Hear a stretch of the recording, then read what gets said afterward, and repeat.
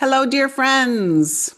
This is episode 325 of the Radiance Project, a podcast of astrology, poetry, inspiration, and very good company.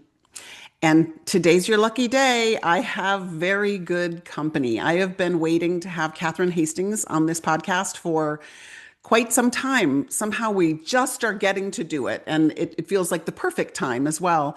I've known Kathryn for, I think, at least 5 years. And every time I speak with her, I'm so inspired. She is building such an exquisite company that I can't wait to tell you about. She is doing something that feels in my body. I feel so calm, so happy, so in alignment when I hear about her work. So without further ado, let me tell you about Kathryn. She is an artist and a writer, and she's dedicated to the epistolary arts. Epistolary, relating to the writing of letters. And through her studio, which is called Kathryn Hastings and Company, she creates, get this, heirloom wax seals of the highest quality that are designed to endure for at least 300 years. I'm going to get her to tell you about this. So each piece is like this crafted fine art piece that can last for centuries. She also, in addition to those seals, she makes the finest wax that is available today. It's designed both for beauty and performance.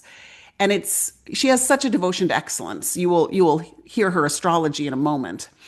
So Kathryn also hosts a podcast called One Sealed Letter, where she explores the history and enduring relevance of handwritten expression.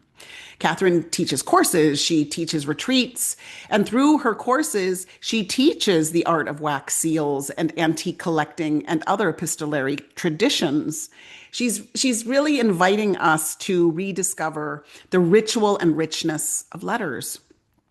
And in her vision, and we'll have her tell us more, slowing down to write becomes an act of connection, memory, and meaning, and one that can last for centuries. So you guessed it already, probably. Kathryn is a Virgo sun, Virgo moon, and Taurus rising.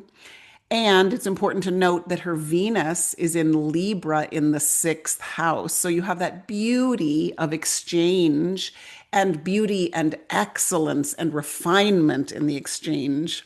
So I can't wait to have this conversation. Without further ado, here is my dear friend, Kathryn.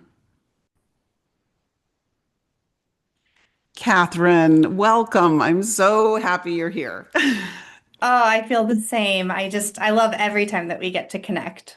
Likewise, likewise. And I've been telling my gorgeous audience all about you, but I would just love to hear, in your own words about what you're building, what your mission is, what your company is, like, because it's so unique and special. And I was telling them I get so excited and inspired when you are talking about your company. So I'd love to hear in your own words and what you're up to, my friend. Yes, of course. Well, thank you. I know for me, it's really inspiring too. I think first and foremost, being a writer and an artist, everything is coming through this bigger mission, and that's why the business is so exciting, is because it's truly something I'm stepping into as a life's work. My mission is to get the world writing more beautiful letters, and for me, it's not just the physical beauty of a letter, but it's the content of the letter. And it's not just the content of the letter, but also the beauty of the letter. And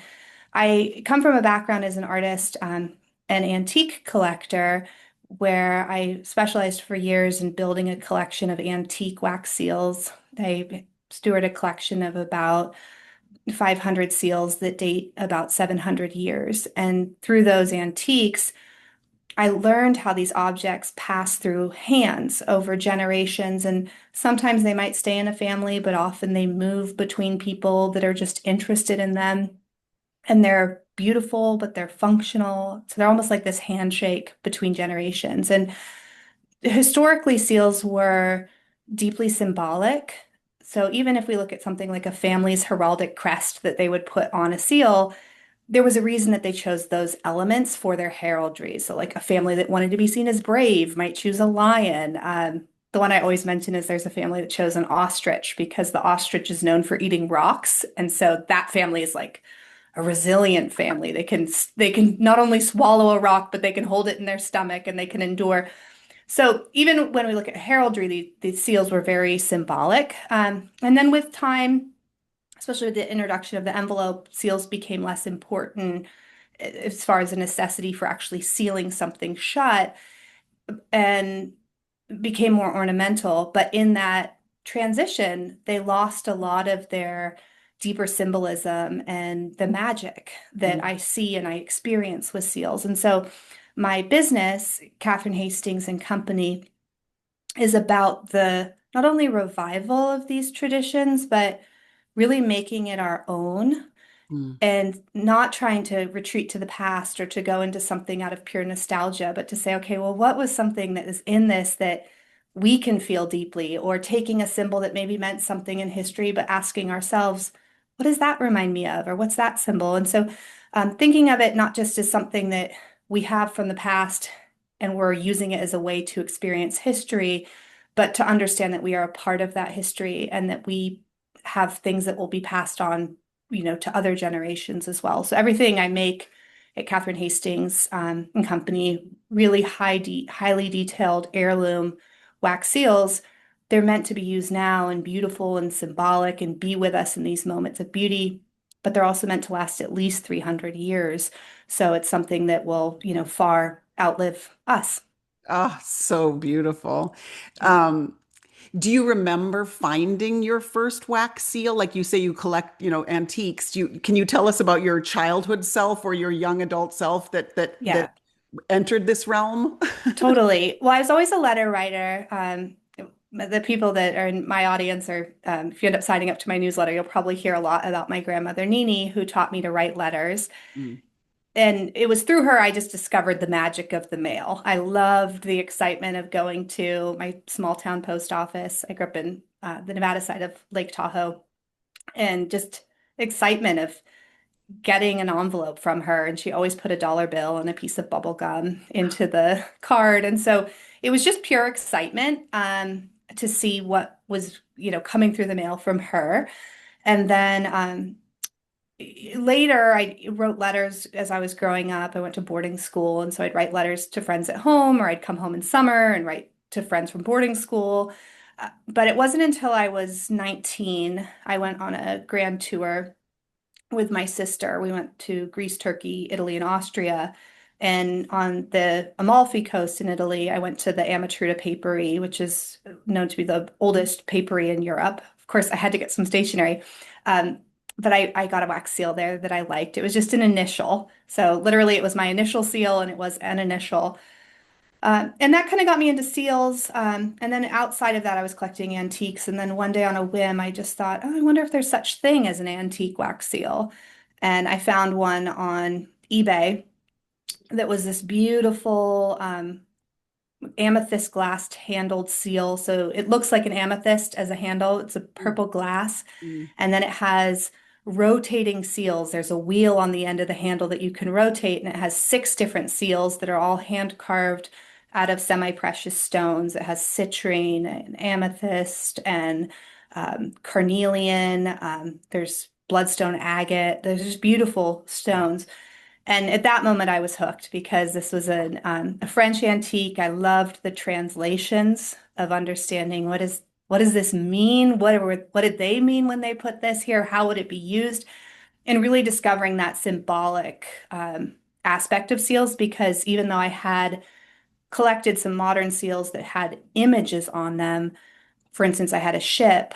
I didn't know what the ship symbolizes. And the ship is a symbol of our ability to weather the highs and lows of the ocean. mm, Just that, and acknowledging that life is like being adrift at sea. Like you have good weather days and bad weather days. So in, 200 years ago, when they would put a ship on a letter, it carried this sense of the ability to just weather it, whatever life is. Where now it's just more kind of an ornamental piece, maybe used in a card that looks nautical or something. Yeah. You have to, I saw on your website that piece that you just described, right? The Yeah. amethyst. I think it's on Yes. your website. You have to go see that on Kathryn's website because it's gorgeous. It's Yes. gorgeous. It looks like precious jewels. I mean, it's really beautiful. Exactly. And that's something I'm working towards in my life. I think of these seals almost like jewelry for our desks, Ah, and that a lot of times the tools of stationery are just put in drawers or, something that's functional, but we don't actually really like looking at it. And so I try to make things that have some energetic quality to them. Particularly my higher end seals are very weighty, and so to like hold them feels very grounding. But eventually, I will be making ones that have those qualities. It's just as the world gets more and more ready for that style of seal, because I mean, even just the manufacturing of things like that, it's like kind of shocking if somebody's used to seals from like a Michael's craft standpoint or something like that, where I'm trying to make something as truly an art object in itself and a piece of art. well, you have to tell us. I remember you telling me, and my jaw dropped. You have to tell us about your first etui. Am I saying that Yes. correctly? So yeah, so tell us about an etui and tell us about how your first one came to be because it's crazy and Yeah. fabulous. Well, Okay. great pronunciation. So yes, etui is the French word for case. And just about 200 years ago in Paris, the first etui wax seal was made, so a case wax seal. These style of seals, when you first see them, they just look like a normal wax seal. So imagine a stamp with a handle that you could press into wax. But because it's a case seal, you can open up the handle, and inside there are these little discs that you take out and you can swap the image on the seal. So some people say they look like Pez dispensers, but they're very precious. They can be made out of brass, but some are silver. Some might have silver coating. Some have I don't know if they've actually were any that were fully in gold, but there's some coatings that they use that look like gold, like an ormolu.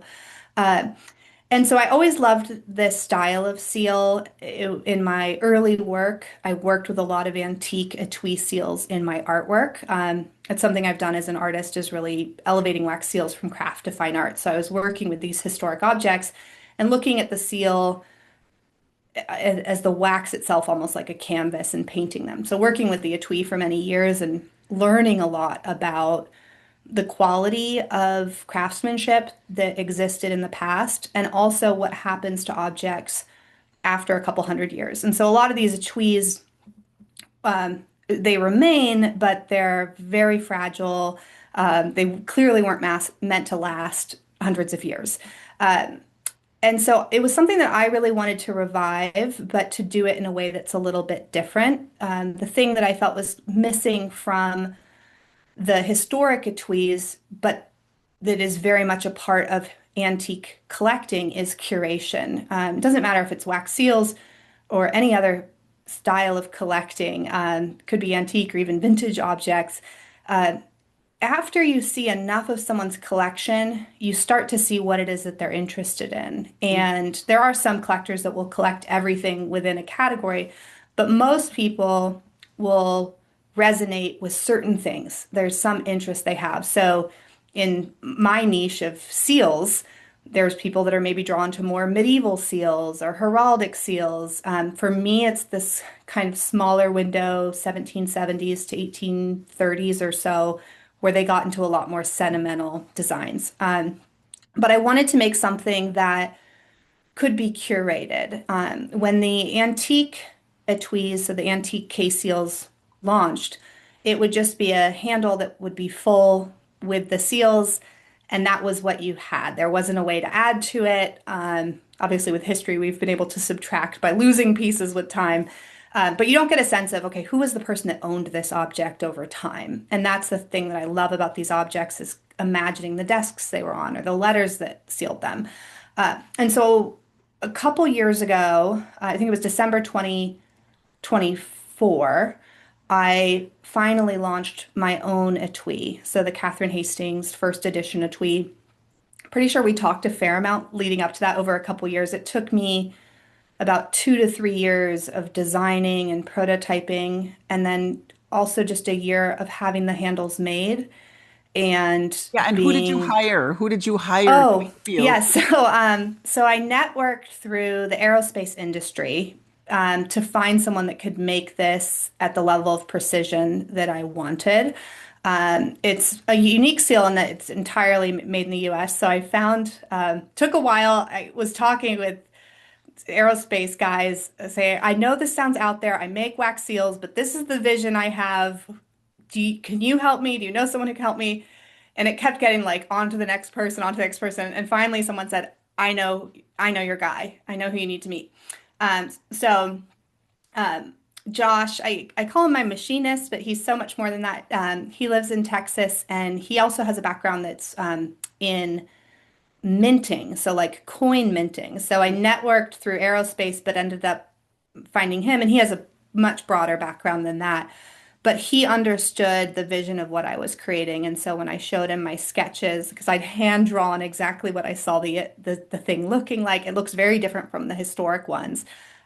He instantly understood it. And so he's really helped me bring it into physical form, knowing how manufacturing works, knowing how we vet different, you know, people who can engrave or make things at this quality level.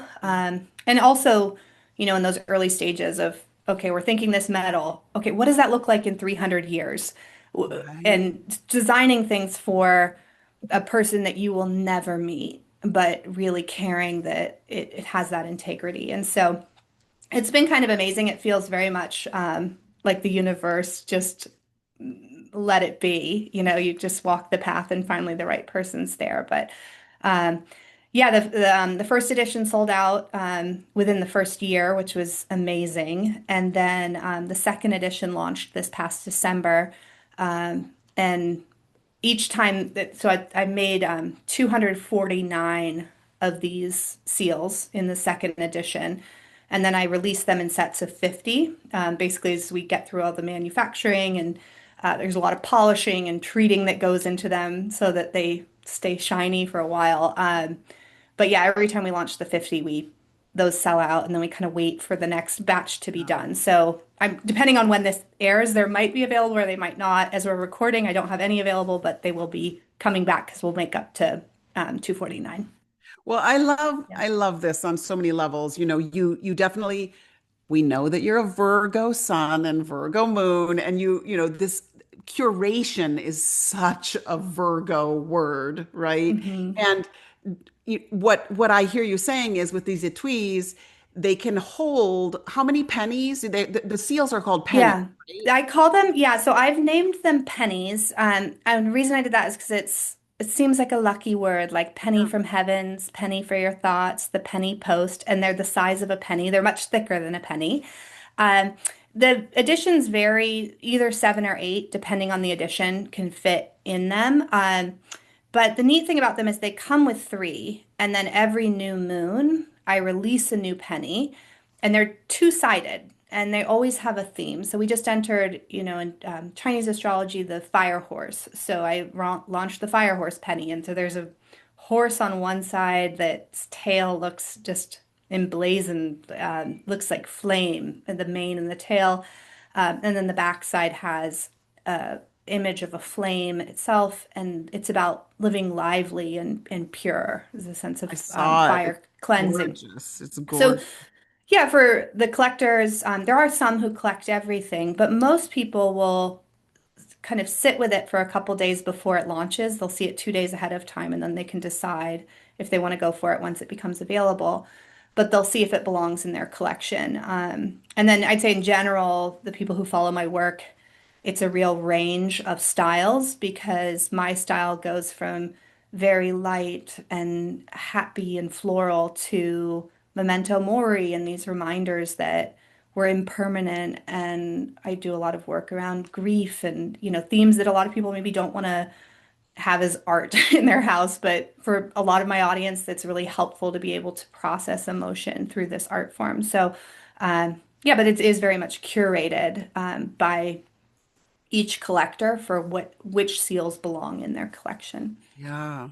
And then of course it's important to mention that you stamp the wax, but then you also do this incredibly intricate painting of the stamp. So it's like it's not just the one color of wax, right? It's also very intricate. Like you said, it Yeah, becomes like fine art on the back of an envelope where you're yeah, and sometimes you have three colors, right? yeah. On one tiny little seal. Yeah, or more, yes. So that's when I talk about thinking of this as a fine art form, to me it's all art. It's the way the objects move through generations is part of this art, but also what the seal looks like once it's been pressed.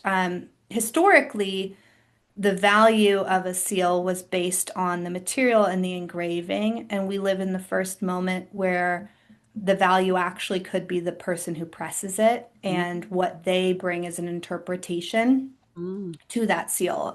So yeah, I've developed a lot of different techniques for painting. If anyone listening follows my work on Instagram, if you want to follow, you'll see videos of seals that I make, and I consider that part of the art form too. I don't really want to have an exhibition of my work until my mid 50s or so, probably. So a little while until then. But I envision when I do have an exhibition, large videos on the walls that show the wax pouring and the Mm. way it's painted, or if I'm putting little stones on the wax or figurines, or if I sculpt things, like sometimes I'll sculpt a wave off of the wax, or I'll sculpt animals, sometimes sculpting birds onto the edges of the seals and then painting them. So I really think of them almost like miniatures. They're these little worlds that you inhabit. I always say that, seals are a portal, and it is the portal in a letter. It's the first thing that sets the intention of what you're about to open.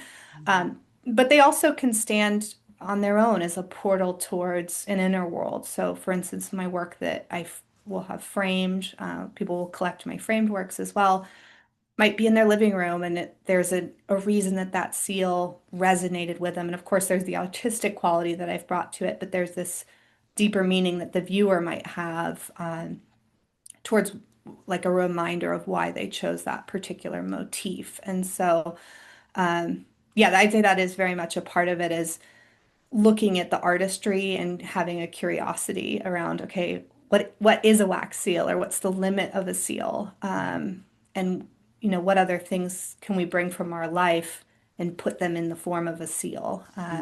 So I don't know, that'll be neat when I'm a really old woman to see all the ways, because there's already been so many, but I love yeah. how you see your life, having talked to you over the last number of years. It's like you do have a sense of the rhythms of how it will unfold. You have visions, which is so interesting. I was also thinking, my dear friend Meredith is a Virgo, and every time she gives a gift, it's a tiny, tiny gift, like it's a little thing. And I'm like, Virgos love the meticulous, minute, Mhm. tiny Yes. detail. And of course this is what this is. Like, I mean, the seals themselves are the size of a penny, right? So Yeah.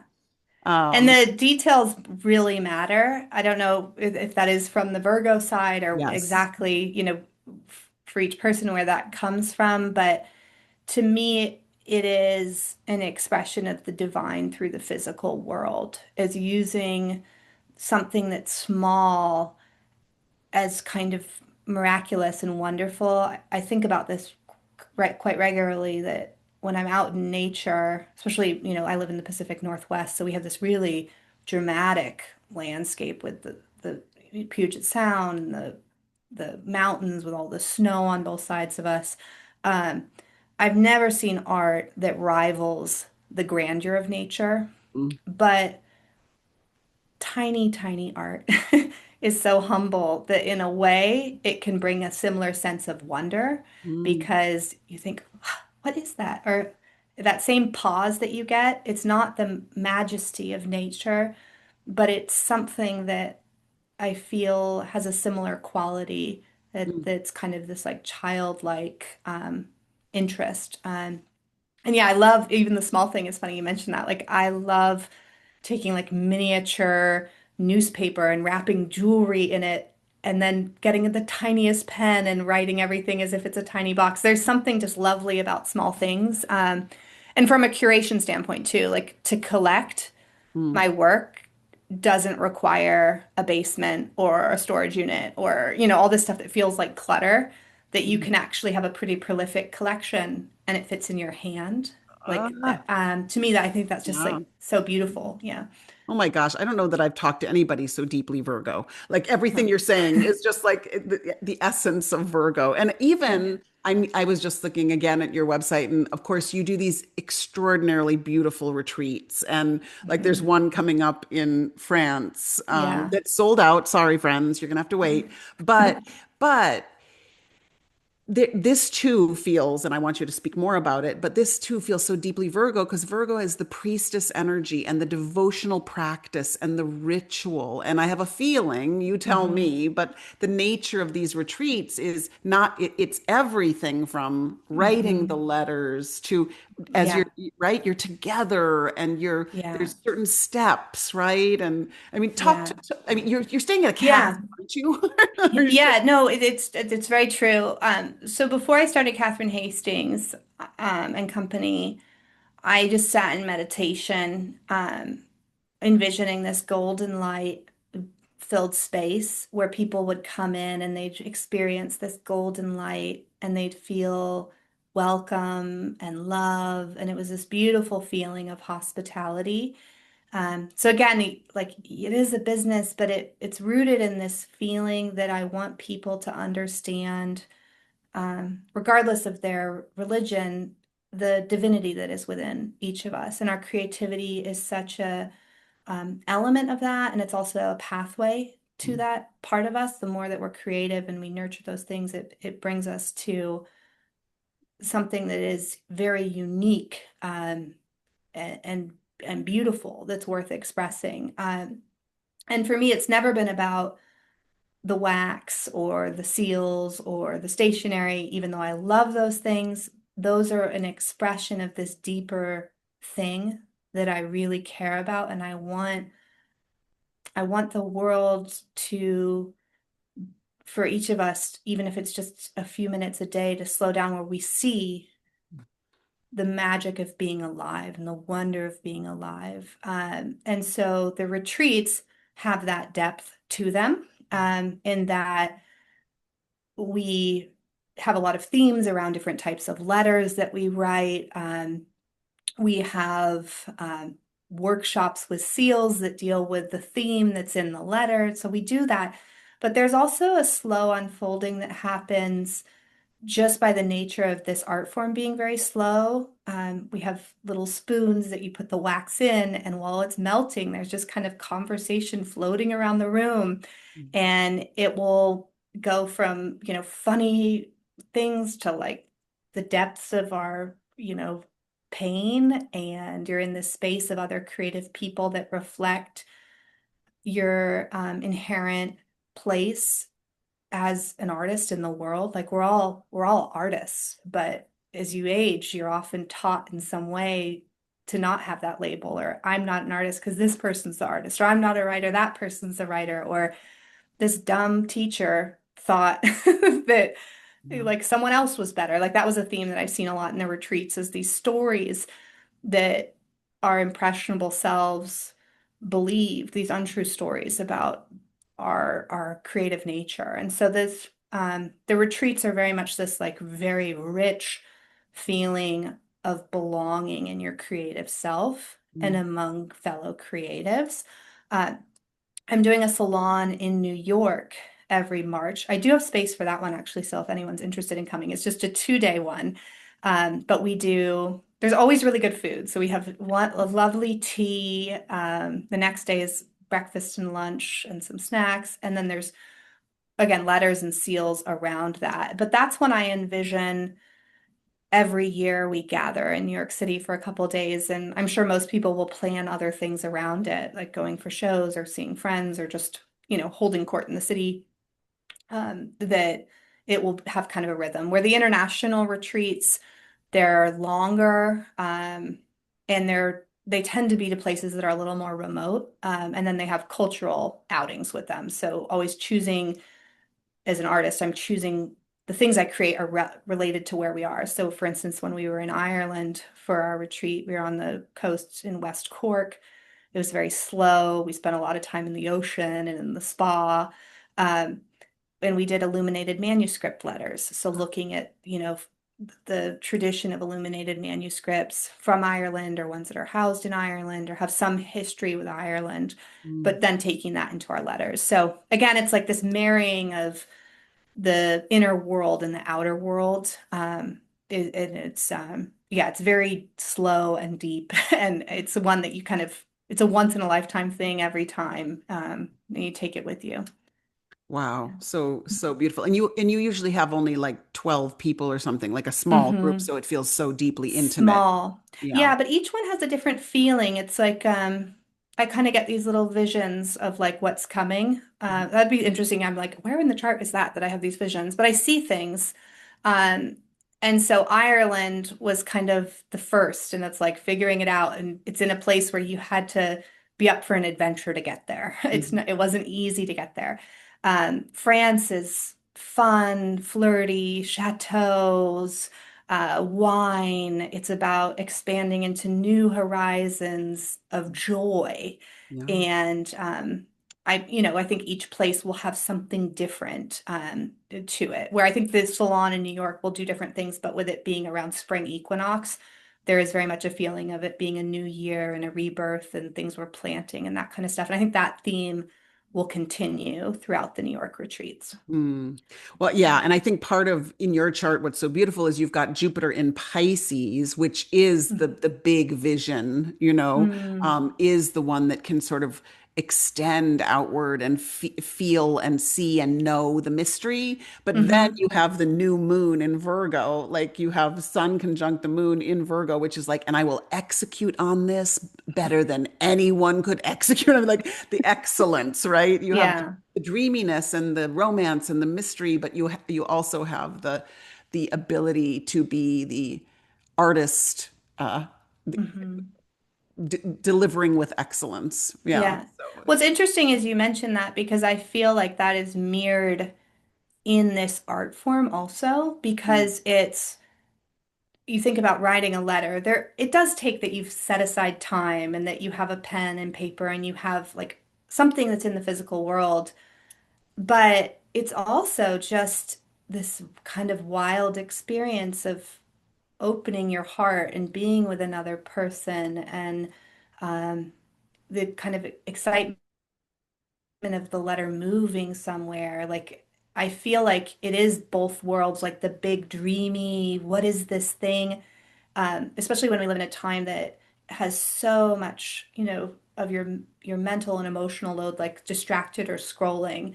To yeah. sit with a letter is like Mm, a space to really feel into that dreaminess. But yeah. then it's also this kind of like technical way of expressing it. There's a communication piece that's so core to it. And I always feel like, oh my gosh, this feeling of impermanent permanence and permanent impermanence, like letters move, they travel, they're impermanent, but then these objects are permanent, but then we're impermanent, but then the soul is permanent, but the Yeah. body's impermanent. Like it's always this like weird flashing thing. So I feel like as an art form, it also is kind of reflecting things that are fixed and meticulous and about beauty and excellence, but then the bigger question of the mystery of being alive and what we're trying to express through our words and our relationships in these letters. Mm.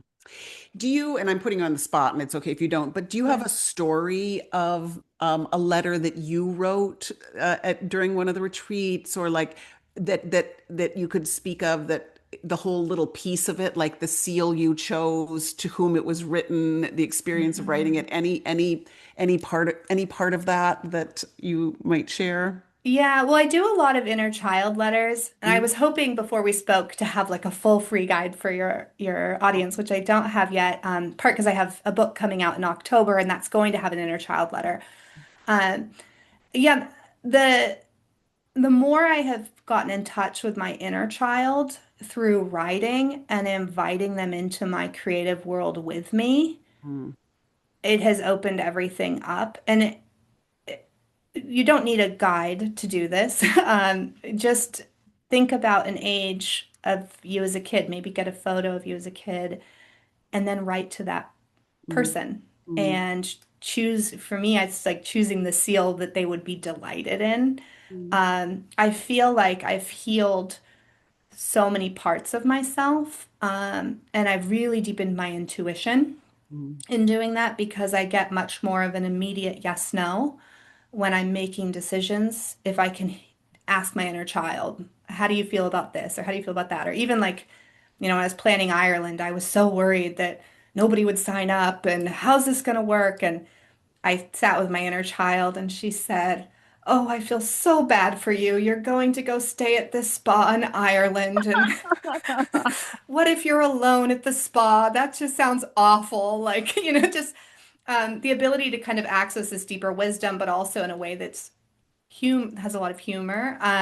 So I do that actually a fair amount on my desk. I have a picture of me as a little kid in the High Sierra with a rainbow trout that I caught, and so I'm mm, holding my trout, and mm, yeah, I bring her with me. But yeah, the book will have it'll have a lot of devotional letters, and so there's letters I write every year to basically manifest my life. I've written my life into being. I write letters from the future to my current self mm. and talk about what it feels like to have gone through these changes. Because effectively, like, you never arrive somewhere. It's just you transform. And that's the gift of when you're arriving is who have you become on this journey. So those letters, grief, letters of like things, and isn't even always just people, like things that have broken my heart or, disappointments. Those maybe this, I don't know if this is a Virgo thing, but maybe it's just a human thing. Those embarrassing thoughts that keep you up at night of I can't believe I said that or did that or whatever, to be able to write in a way that you forgive yourself and to like heal it because letters also get the, emotion out of the body Yeah. and it sends. And then you can send things, you can burn things. Burning letters is really amazing. I sometimes write with seed paper and I bury letters and I watch them bloom. So, yeah, I don't know. I'd say the inner child ones are the ones that really stick out the most right now, but I have so many types of letters that I write, and they're really a part of all of the practices through which I enjoy the life I have now, but also create the life I envision.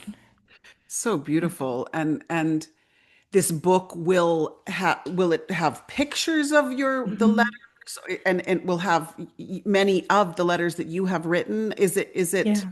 sharing more of your work? Is it also inviting people through Yeah, it's more inviting each of us into that part of ourselves because um, I feel that it's not it's not as though I have the answers for anyone else, but I have the tools that help me get to the answers for myself, Yeah. and that those tools are accessible. And obviously, I specialize in these very highly detailed, luxurious heirloom wax seals, but you don't even need a seal to access the deeper energetic. If you have a pen and a piece of paper, you can access these parts of yourself. And so the way I envision it is that it will have many mini chapters, and each chapter begins with an image of a seal Mhm. and then probably a word with it. Most of them have words, some of them maybe don't, but I might add a word.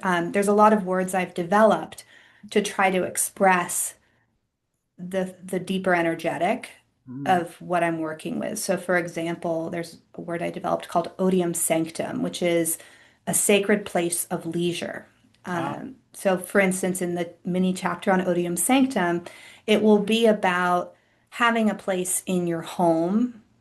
It could be a full room, but not even necessarily that, but something that is truly for leisure and beauty. It's Mm. different from an altar because altars you don't get to live in the altar, right? It's outside of you. It's reverence for something that's external. An office often has bills, computers, even in our own home, like the mail comes in and there's this pile of stuff and it just goes in the office. Like, but Mm, the odium sanctum is about claiming in a physical space a, a space for beauty and mm, leisure and luxury. And this book too is like helping people define what luxury is to them, because I think in the time we live in, luxury often gets confused for status, or it's a symbol of excess, where luxury is what feels good in your life. What's in a luxurious way to live? I don't know, that to me that's maybe like very Turian, like Taurus rising, yes, maybe, of yes, like the yes. richness of things. And everyone's feeling of richness is different. Like, some people like hair care. Like, I'm not into hair care. It's like, that's not one of mine. But like, oh, I love making pasta by hand. Or Mm. I love, um, you know, peeling an orange and like the sweet sour sensation of eating fresh citrus. Like that's a luxury. So, um, I want this book to be an invitation into the richness of living, but it also will have a lot of um, areas of places that are hard to go, particularly in grief. A lot of my work deals with the fact that we do die, and what does that mean, and how do we live in a way that we can enjoy life, but also feel um, proud of the way that we live. And so there's some letters that can really help with that too. Does And it so I have a envision it one that you could read straight through, or you could just kind of flip and find something. Yeah. yeah. Does it have a title right now or Right now, I'm calling it Devotions, yeah. the magic and meaning of letters and seals. Okay, okay. So Yeah. we can definitely keep an eye out So I'm for that. hoping that, yeah, that might be the title. I don't know fully yet, but yeah, I've always said it's a devotional book. It's a devotional book. It's a devotional book. And then I was talking with a friend, and she mentioned another book, and I said, "Oh, by Mary Oliver." And she was talking about a totally different book, not Mary Oliver. And then it occurred to me, oh, she also has a devotions Yeah. book of her, The her collection. anthologies devotion. So I sat with that a bit and kind of, how would Mary Oliver feel if I have a book with the same title? I think she'd be fine with it, I but it think would she'd have a be different thrilled. subtext. But it really is, it's like any of these ways you experience richness. Poetry, it's like the finest of all wines, like that you literally embody these things. Like I feel like they're all just different facets of an expression of the human experience and the richness of living. So Yeah. beautifully said. Oh, wow. Well, you know what? I wanted to tell you before we go that I had this Okay. interesting overlap with you, which is that I was looking at your podcast, and my dear friend Elizabeth and I, now, gosh, 25 years ago, wrote a play about Paula Modersohn Becker.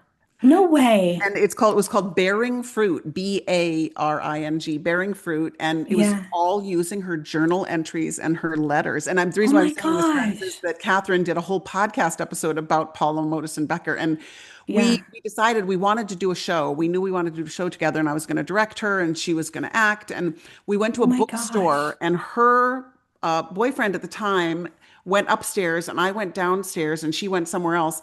And we were like, let's just find some possible books that might, or like journal Yeah. entries, things like that.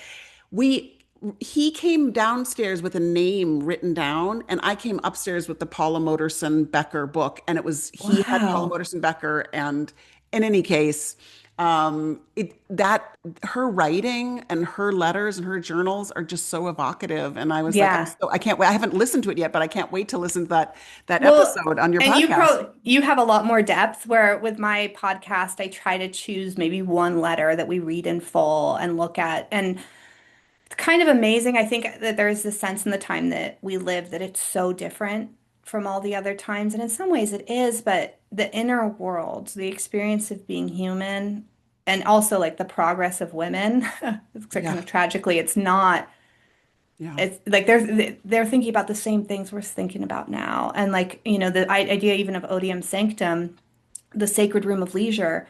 I came up with that idea and wrote about it. And then a year or two later, I found Virginia Woolf's A Room of One's Own. And it's like um, the same idea of like women need their own money, they need their own space with a door that closes so that they have the space to do this great work. It was interesting on that. That was a podcast that resonated that was in mine and kind of relative to yours. Listened to your conversation with Jillian Pransky, Oh, yeah. Yeah. and Pema Chodron for me was a vanguard of like sitting in my inner world. Years Mm. and years ago, I had a job that was just so painful. There was nothing to do but learn how to sit with it. And so whenever like the floor falls out from under me, I'm always returning to Pema. The talk she did on unconditional confidence is one that's like I probably know every word of it because I listened to it so many hundreds of times. Oh. But yeah, it's interesting. Like I often with your work, I'm like, oh, that really resonates with me, or that's something I've thought about, and now it's a new angle of exploring it. And um, Oh. yeah, it's all like the magic of being alive, and what do we make of this experience?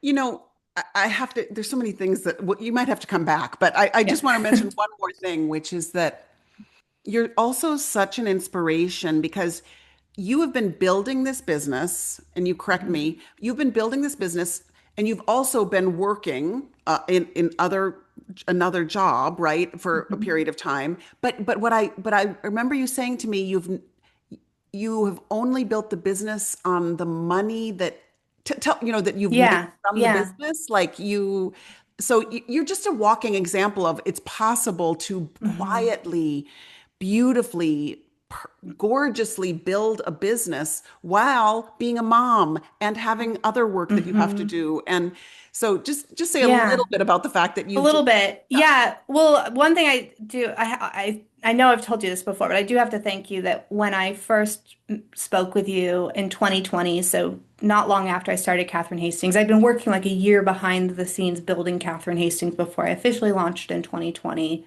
So now it's been about 6 years building Kathryn Hastings. I had the vision of like, this is beautiful and big, and I could see the life I was stepping into.